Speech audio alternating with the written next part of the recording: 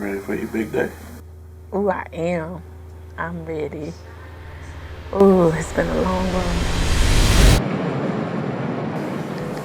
What do you envision being when You know what? I don't know what a hood. Now.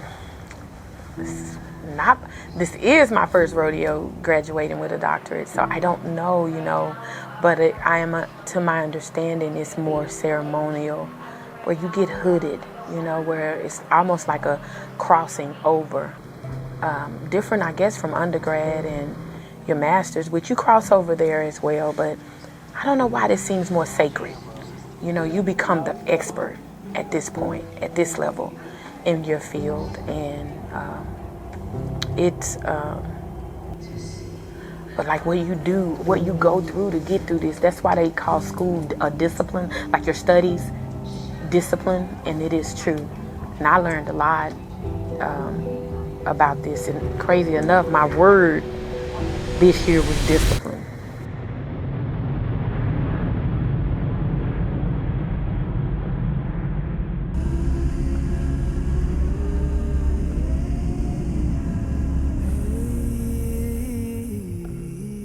And that's what it took. Like, I didn't realize to get this, I had to tap into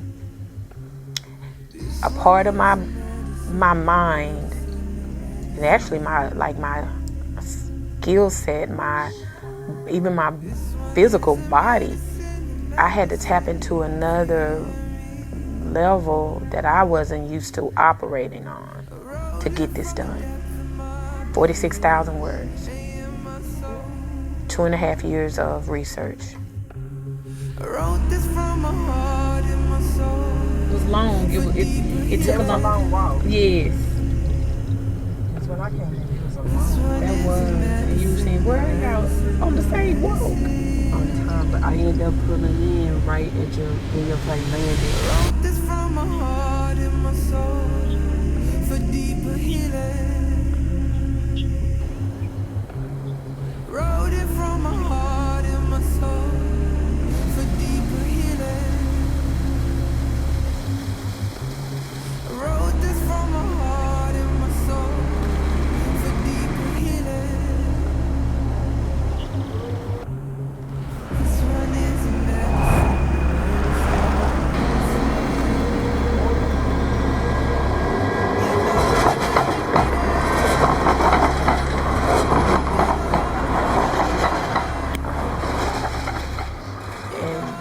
And at times having to resolve that, okay, if you don't get this done, what will that look like? And the thought of that was failure. That was inconceivable. Like, I couldn't wrap my mind around what that meant if I couldn't get this work done, because you had a hard deadline. And so I always, we use that word lightly, non-athletes or what have you, beast mode lightly, but I learned what beast mode was for me. And I now that I've tapped into that part of my life, I've never operated at that level on anything to get this work done. And I'm realizing, have y'all seen that movie called Limitless? It was with, I can't remember his name, but Limitless, where he took this drug and it allowed him to use all of his brain, because it's a certain percentage that we use on a daily basis. We don't use all of our brain and our memory, but this drug caused you to use all of it. And I'm realizing, man, it was a part of my mind that I have never used. And I shocked myself.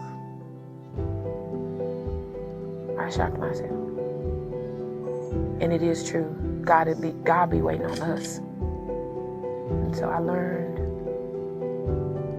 I really can do all things.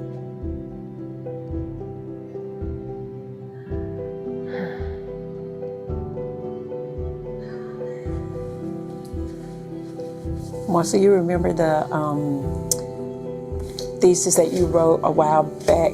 It wasn't even a thesis. I don't think it was into my master's program. Oh yeah, in your master's. I love that. It was like flowers do bloom in the winter. Yeah. And it made me think about right now that flowers bloom all seasons. There is a flower, yeah. So share, like, what was you thinking when you wrote it the first time though? Flowers. I've always been a late bloomer. I've never taken the road, that everybody. I take the road less traveled, and so I don't know what it was, why I've been that way, like being the fifth daughter. I really don't know, but I always considered myself. I bloom later than my friends. I've always been the last to do something, and so. Or even want to, so I never felt left out. I didn't want that at the time that they did, so it never made me feel like I was missing out on anything. I didn't have that. So I knew that was just the common thread in my life, is that things come later for me. And then another common thread that I realized in my life is that it always came through adversity. I was going to have it. I was going to have adversity. There was going to be some level of resistance as I moved through life. I used to resent that. I used to think that meant God didn't want me to do something, until I realized that I was exactly where I was supposed to be, and I was doing exactly what I was supposed to be doing. And I think maybe it was because I was that. I don't know. I would wonder. I would ask Mama at this point, if she was still here, what was labor like for me as a child? She had all of y'all, and she didn't take no picture of me. But when you have all those kids, you like kind of get it how you get it. I'm not mad, Mama. But I don't know. It's like, how a baby come out and they don't cry, and they spank them and they spank them and they spank them. I'm wondering, how long did it take me to just cry? Oh, did you cry? Yeah. Or did I cry when I was gone? They all don't. I may not have.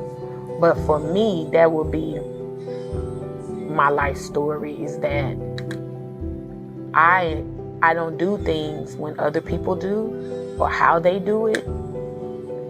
And if I had a life of insecurity, that could make me feel like some things may not ever be meant for me. But I've always had a strong will and self-determined to do what was on my plate, to do what I wanted to do. But what I didn't know is that at each level, it required, like, I guess, a different level of my sacrifice and determination and discipline and will. And so when I wrote that paper to get into SMU, the name of that paper was about me. It was about me, and it was called Flowers Bloom in Winter, because that was me. It was always through the hard crevices of concrete that I was blooming. Something always came good, like the scripture, all things work together for good to those who love the Lord. Could very well be that maybe it worked out, but it wasn't God's perfect will. But I believe the adversity in my life was His perfect will. And I don't know if it's because people will be inspired by my story and see that from nothing you can do anything, I don't know. But that's been my story, that not the weed that cracks concrete and bloom through it, but the actual flower you could do something with, a beautiful flower. That's been my story. That's my life story. What do you believe how our parents always would, like, say our names have meaning? It makes me think, I wonder, like, what do you believe, Marci? Well, Pastor Herman, when we went to Mount Olive growing up, he called me in his office. We were there on a Saturday cleaning up, doing something. And he came and told me my name was in the Bible. And he said, your name means warrior. And that is who I am. I am a warrior. And sometimes it may be a quiet storm where somebody may not realize, she's maybe unassuming as far as what power I may hold. But I can be relentless on something that I want, or something that God wants for me or somebody else, I won't stop. I'll fight. Yeah, and it makes that warrior kind of answers your question, right? About like, why is everything always a fight? Because you are a warrior. And remember, Mama would always say that she would call us Amazon women. She did. And I would be offended. Like, what Mama would call her child an Amazon woman? But I'm thinking, but those women were like warriors. They defended their tribe. They were warriors. They defended their tribe. The women fought like Women King. The women fought and defended the kingdom. Exactly. And have to be, you can't, and to not be afraid to be on the front line and knowing that everything can be on the line. But it's true. When Mama says each decade of your life, it brings something else. And so like at 40, I felt the freedom, and I'm on my way out of 40. I'm 48, be 49 is the end of the year. But I feel like, it was like God had to say, no, you're going to rest.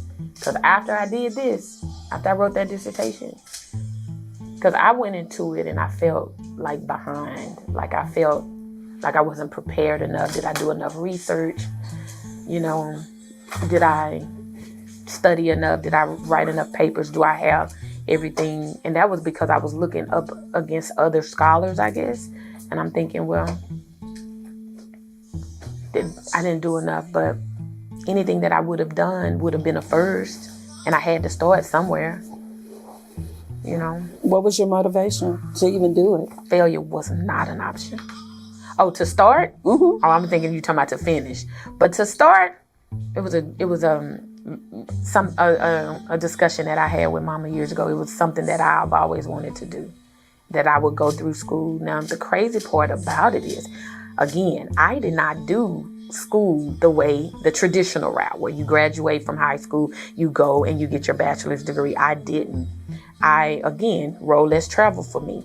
I did not get I graduated in 94, and I went down to UT, but that summer or that next semester, I was putting my clothes and everything. I packed up everything and put it on Greyhound, and I got on Southwest, and I left UT. I went to work, and then I went to beauty school, and I went another route. But I always knew I started that I got to finish. And I remember of my friend Nedra Faye. I was sitting in her kitchen and I had wrote a list. Don't remember why, but I wrote a list of things that I needed to complete, because I had a lot of things that I started, but they were not complete. And I felt like that was like going to hinder me in my life. And school was one of them. So because I started it, I needed to finish it. And so then when I went to finish it, I said, if I'm going to do it, I'm going to go all the way through. And then I've always wanted to be a professor, so in order to do that, I look at life like I would window shop. If I did something, I'd researched it years prior. I knew, like, okay, if I got to do this, then if I want to be a professor, then I got to have this, this, and this. So when I went and enrolled in undergrad, I was working, had a house, I went and I finished it. And then I said, if I'm going to do this, I want to do it well. I don't want to just half do anything. So I wanted to graduate with honors. And I did. Yeah, I wanted to graduate with honors. And I did. For undergrad, I graduated cum laude. And then with my master's, same thing, but Mama died second semester. And so it just became completion. And however I got done. By any means necessary, let me just get finished. And then with this, I wanted to do it and do it well. But then as the papers got to papering, it was like, oh my God. But I ended up doing it with distinction. And so I was grateful for that. That was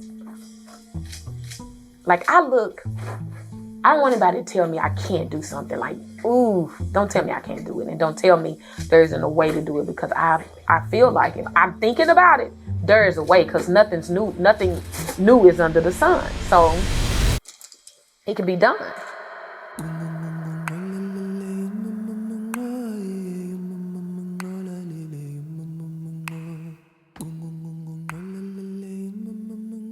So that's why that tapping into that potential, those kinds of things, they sound so cliche, but it is a truth that you have to tap into it, like a part of your soul where you become relentless and say, I am going to do this.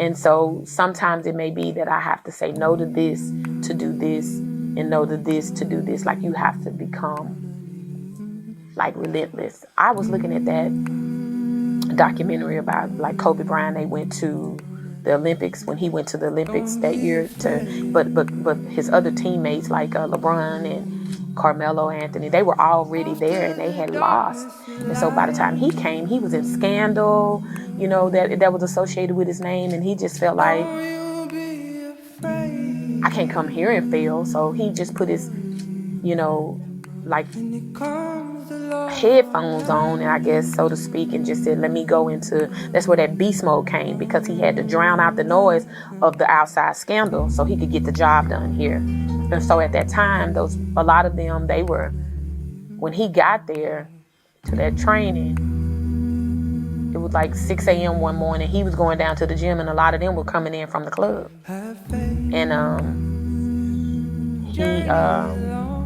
he eventually, all of them tagged along and redirected their mindset, because it was a mindset that Kobe Bryant had, and that mindset was, I can't lose this, and if I'm going to do well. And right now, it was a winter for him. He was in a winter, it was after that big scandal with his wife, and it just wasn't a great time. The environment wasn't conducive for success. So he had to create a space in his mind and tap into that, like an imaginary or alternate plane, and go there mentally every day to get this thing done. Well, that's what I feel like. Because I still worked full time. I still had relationship. I still had family. It just was not conducive to get this done. And I don't know if I can stress that, because I know, like, when people say, well, you did that to yourself. Yeah, I did. But when you sign up for something, what you don't have is like the human element, that things happening, it does not stop or stand still because you decide to go do something. And so when life happens like that, you have to tap into another plane. Some people call it an alter ego, or, a mindset, beast mode. That's where that Mamba mentality came from, that is, Kobe had, when I was listening to him talk about that. Like, he had to just zero in. And he was a pro already, but he had to zero in on what it was that he was trying to accomplish at that time, because life was lifing. And so, with that, that's how I felt with this, because it was a lot of stuff going on during that time. And time was running out. Like December, I'll give you an example. Like December the 26th, my editor told me, Marci, and by this time she had edited quite a few chapters of my paper. And she said, when I talk to you, I don't hear your voice. Like, what you're saying to me is not in this paper that you're writing. It's not translating. But January 10th was my deadline. Like, that was a hard deadline. And I wanted it to be done by the 9th. And so I had to decide at that moment, okay, what do I do? And I asked her, okay, so is this doable, that I can fix this? And she said, only you know that, And so that meant I had to go back through each chapter and edit or revise each chapter. And each chapter had about 10,000 words at that time. Not 10,000, maybe about 5 to 10. And that was December 26th. I had 14 days or so. And each day I had to do something. I still had to finish 2 chapters that I hadn't even started. It was crazy. Crazy, crazy, crazy. But somehow, by the grace of God, didn't take off work. I got up 3 o'clock, 4 o'clock, wrote every day up to 9 o'clock. Finished up meetings, got done 5 o'clock, 8, started back up by 7, up until maybe 2 o'clock at the latest. By 2, I was delirious, so I would lay back down. I did that for the last month to get that done. How does this change your life? Oh, I don't even think I'm understanding like the fullness of it yet. But it ain't gonna be much that I won't be able to do. Much meaning the only thing that will limit me is my physical body. My mind is stronger than ever. What are you looking forward to as you walk the stage? Today, what I'm looking forward to, I don't know. I want to feel everything. I don't know, some things aren't revealed to you until you go, like until you're there. And then it's like a whole nother world opens up to you. And I'm hoping that is what today will be like. Because I'm looking at this hooding ceremony to be that, like I'm taking it real serious, because it felt that way. Like this was more than, did you see that young girl who was shouting last year over the stage? Or she took the microphone from somebody. I'm not gonna do all that, but like when you don't know what it takes for people to get to that point. And so at this point, the degree that I'm getting, I'm in the 1% of the world, of the country, who has this degree. And so I am looking for the next. I'm opening my mind to it, and I suspect that it will open even further. Like my everything will catch up with itself as I go.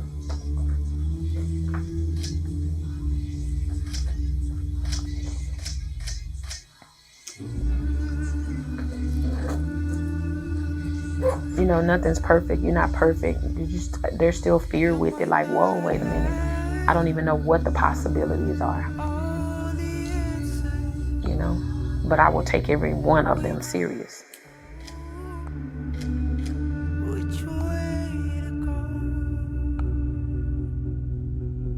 I will say that all of this is so easy to brush past something that you accomplish, but you don't take the time to celebrate it.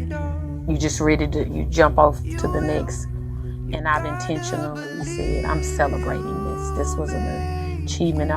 That does something for your mental, to say, well done, you did a good job. And to affirm yourself.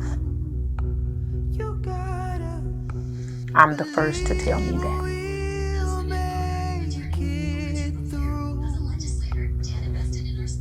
Well done. Well done.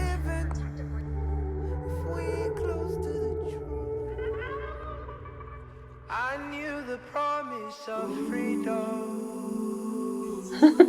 Yeah, because people was asking you, why you going up there? Just have them send it to you. You're like, You lying to I'm me? going. I want my robe to be put on me. You get, But it's a hood. little fruit chats too, don't you? Yes, I'm finna look like the professor. The little, Yeah, I'm about to look like a beret? I don't know what they call it. The whole piece is called regalia, but I don't know, like, the hood is the thing that drapes off of you, and then the head is some, else. But and then the sleeves everything should be different, that I understand. The sleeves, I think, are big, like judge sleeves. The doctor.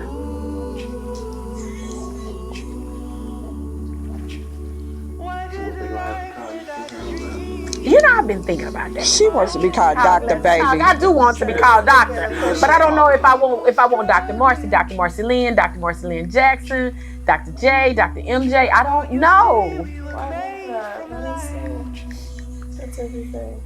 I don't know. Dr. MLJ. I don't know what's going to resonate with the people, but I'm gonna want the doctor. She's talking with the people. What about yours?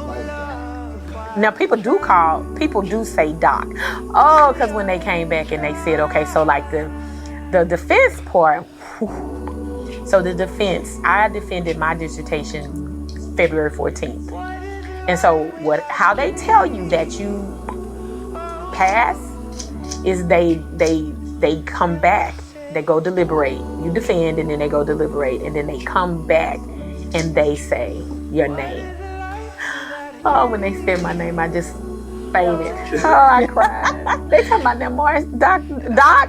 And so you have a panel. It's a panel, and those panels are other doctors.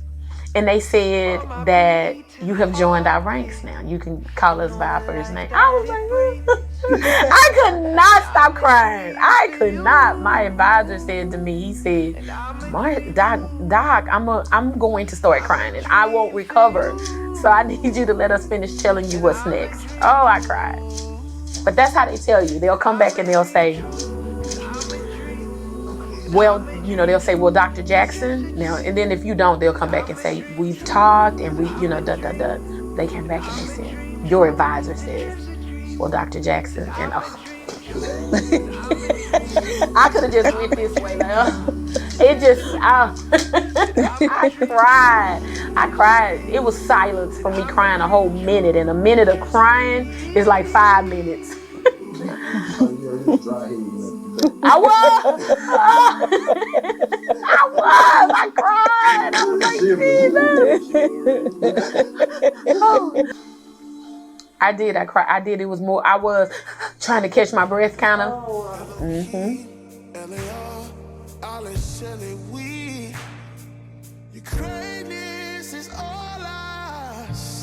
Oh, I know, right? What do you guys think? You should call me Dr. Jackson, Dr. Marci Lynn, Dr. Marci Lynn Jackson. I don't know. Thank you for this moment in time where desires have collided with destiny. For yesterday, this was only a dream, but today it has become a reality.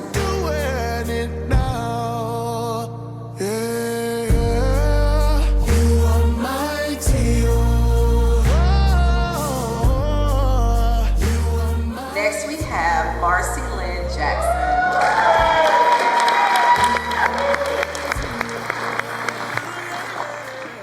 She calls home to beautiful Dallas, Texas. Marci has these sentiments to share. I would like to thank my dear, supportive family for their absolute love and support throughout this process. I would also like to thank George Fox and the Jakes Divinity School staff for their encouragement and for their support.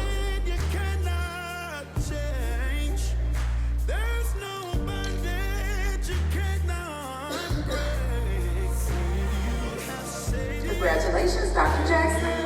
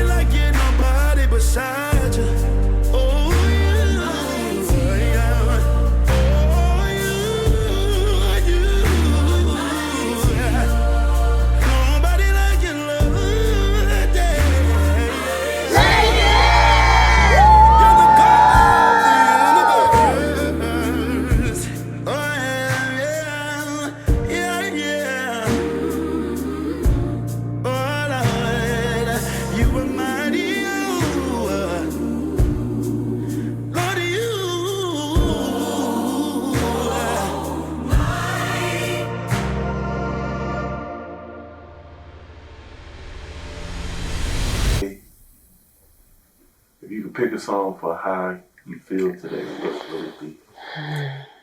This song that I was listening to, Grateful. The name of the song isn't Grateful, but it was that medley of Open the Eyes of My Heart, Lord. That young lady, Jordan Welch, or she called us name Jordy. How long does it take to get a summer body with Pilates? So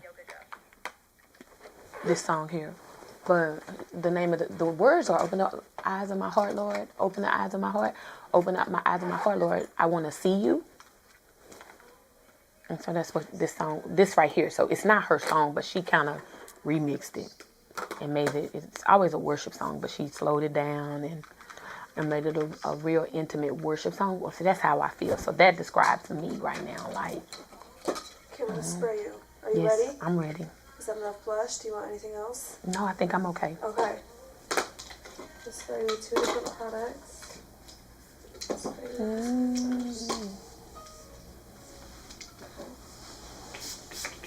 Yeah, Oh, sorry. okay, hold on. Yeah. Give you Okay. a countdown. I couldn't do nothing but laugh. Did you get that, I D? did. What I was trying to say was my hair.